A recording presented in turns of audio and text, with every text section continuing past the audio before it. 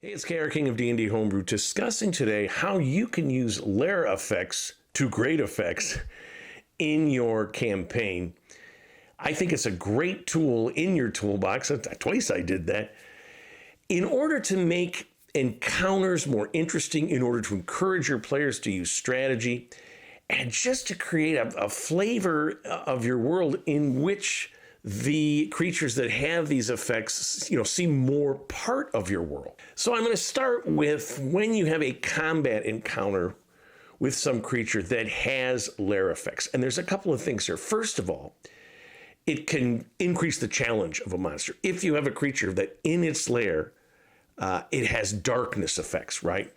There's areas that are dark all the time, and the players have to move through them to get to places they want to be. If you've encountered darkness in any system, it can be really difficult to deal with, right? And there it is. The players confront this, and they have to do it. You're not giving the creature more hit points. You're not giving it more powers. You're just creating an area where it's difficult for the players to move through. And the idea here is to vary the methods that players use when they're having an encounter. So let's say you have a lair with maddening whispers that are going on all the time, and the players have to make wisdom checks.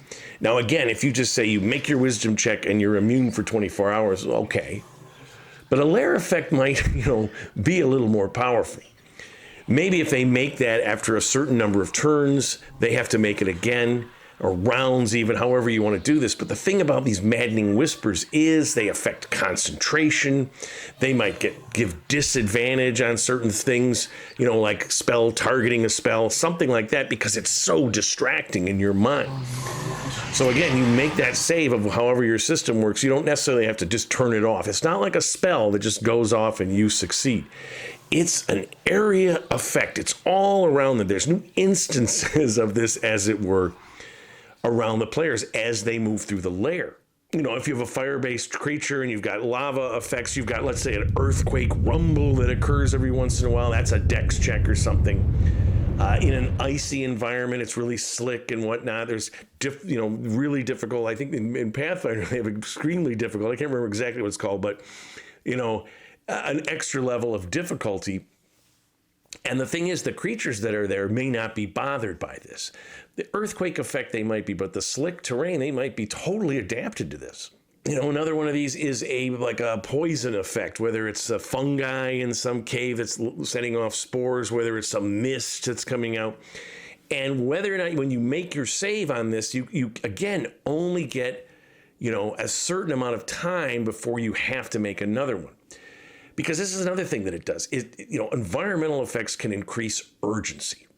Because if you go into a lair, an area, and these effects start going and they either get worse or, as you go through and you're getting more and more poison, let's say, you're falling down or whatever, the gas is affecting you, you've got to get in and get out, or you've got to figure out how to get around it. And this brings up one of my favorite aspects of this, which is it encourages strategy. It isn't just go up to the monsters, roll initiative, and hack, hack, hack.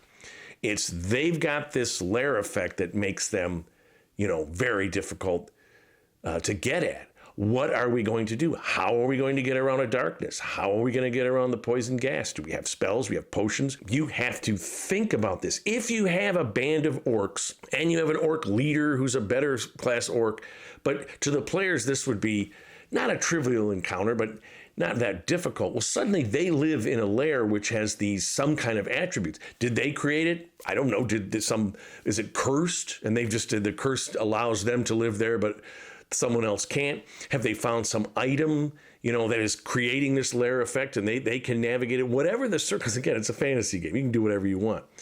But suddenly this orc lair becomes really difficult to get at. Now the orcs have to go out and do their raid or whatever, but they come back to this lair and they're impregnable there. That's another thing.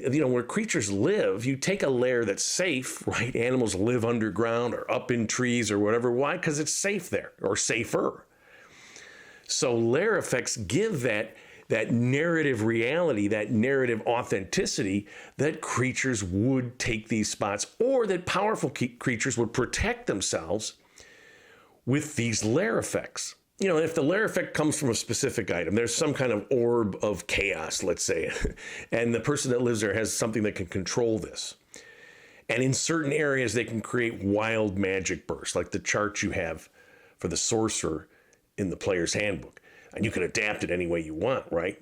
But at any point, if reality is warped somehow, as you go through this lair, that can be deadly. Now, the players know this and have to be prepared for it, but it adds that extra element that isn't just, oh, well, I want to make this more powerful, so 100 more hit points and make it 3 levels of armor class higher. Let's go.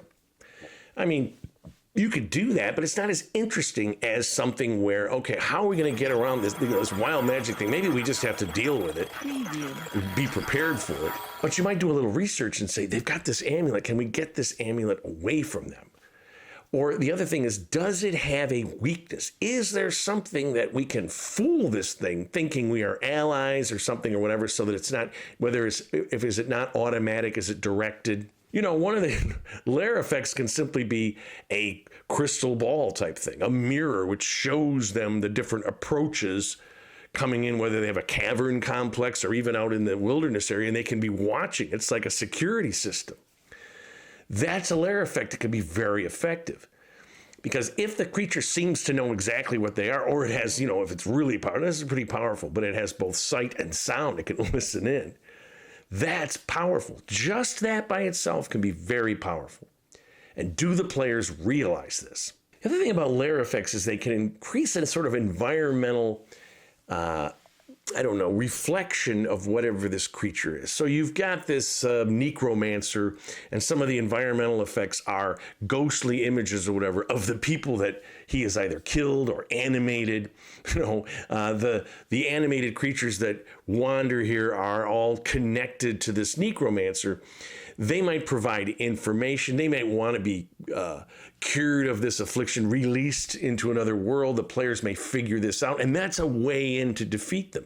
If you just fight them, they're pretty nasty, plus the necromancer knows you're coming. So again, it rewards preparation. It rewards exploration. It rewards those elements that are so much, to me, more interesting than, we got to fight through the ghosts, and now we got the final necromancer, and hopefully we have enough spells, right?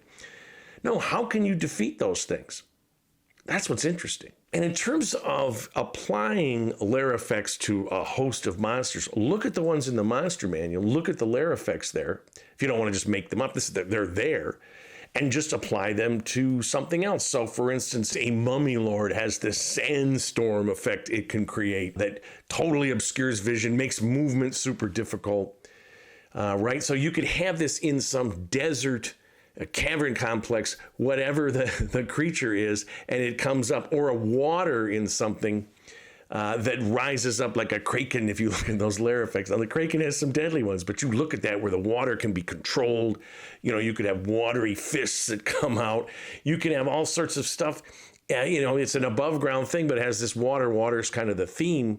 The aboleth lair is another classic for all these effects. All the water becomes poisoned. It drips off the wall. The environmental effects of poison can be very nasty, and they're just there, right? If you go into an area where deadly vapors are in the real world, you better have breathing equipment. You better have protective stuff so it doesn't get on your skin, because it's just there, right?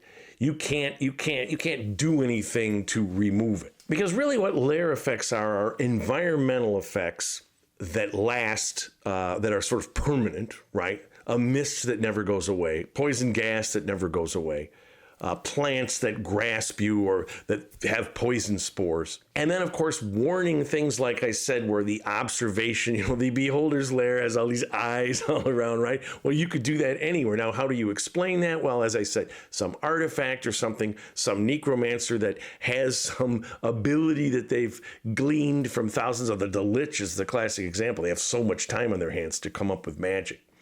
But you don't necessarily have to explain it. My favorite is some ancient devices here, long forgotten, and whoever has moved in has maybe even inadvertently triggered these effects. And the other thing about all this is it's fun to think these things up, right? Taking environmental effects that you find both in the monster manual, but you have other, the Cobalt Press or whatever, because again, it's a 5e type thing, but you can apply it in any system. That's what's great. It's great to take things from other systems and put them in there. So you look these things up and you think about, how can I have this? How can I have this whole area have this effect such that it's kind of a, it's a challenge just to move through it. It's going to be a challenge when you're fighting things, especially if they, for whatever reason, are immune. Let's say that the minions of something have, again, I always use the ring example, but it could be anything, some talisman that they're immune to the poison. You discover that. Well, you get a hold of some of those. Put those things on. Now you're immune to the poison. And that's fun to think that through. So, and just like, the polar explorers have to deal with the environment, so do the players when they're dealing with lair effects. So I hope that's helpful. I encourage you to look up lair effects, think how you can apply them to other monsters. It can be really fun, and to have different combinations of monsters that are drawn to those lair effects. And of course, a shout out to my Patreon supporters. This week, I'm going to be creating some really detailed lair effect ideas, kind of a mix and match. So I can't wait to get going on that. If you like the video, please give a comment. Love to hear about your usage of lair effects. But most importantly, as always, keep playing an RPG game, whichever one you choose, and tell somebody else about it.